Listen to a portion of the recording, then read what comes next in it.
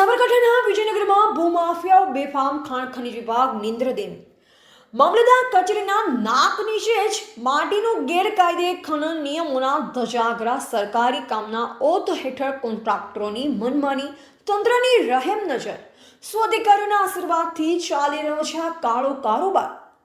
સાબરકાંઠા જિલ્લાના વિજયનગરમાંથી અત્યારે એક મોટા સમાચાર સામે આવી રહ્યા છે, જ્યાં એક તરફ સરકાર પર્યાવરણની જાળવણીની વાતો કરે છે, ત્યાં બીજી તરફ વિજયનગરમાં ભૂમાફિયાઓ અને કોન્ટ્રાક્ટરો જાણે કાયદાને ખિસ્સામાં લઈને ફરી રહ્યા હોય તેમ લાગી રહ્યું છે। વિજયનગરના હૃદય સમાન ગણાતા વિસ્તારોમાં માટીનું ગેરકાયદે ખનન બે રોકટોક ચાલી રહ્યું છે। આ દ્રશ્ય છે સાબરકાંઠાના વિજયનગરના। અહીં કાયદાનો કોઈ ડર હોય તેમ લાગતું નથી। આશ્ચર્યની વાત તો એ છે કે જ્યાંથી આખું તાલુકા તંત્ર ચાલે છે તે મામલતદાર કચેરીની બિલકુલ નજીક જ માટીનું ખોદકામ કરવામાં આવી રહ્યું છે।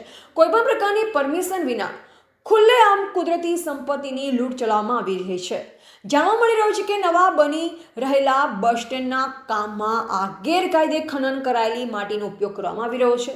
કોન્ટ્રાક્ટરો પોતાની મનમાનાઈ ચલાવી રહ્યા છે અને ખાનગી કન્સ્ટ્રક્શન સાઇટ પર પુરાણ કરવા માટે પણ આ માટી વેચાઈ હોવાના આક્ષેપ ઉઠ્યા છે। સ્થાનિકોનો આક્ષેપ છે કે તંત્ર બધું જાણતું હોવા છતાં મૌન સેવી રહ્યું છે।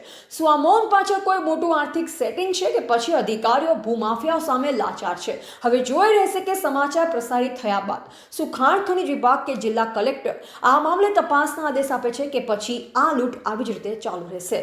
એવા રાજકમલસિંહ પરમાર, ભારતની સ્મિતા, સાબરકાંઠા।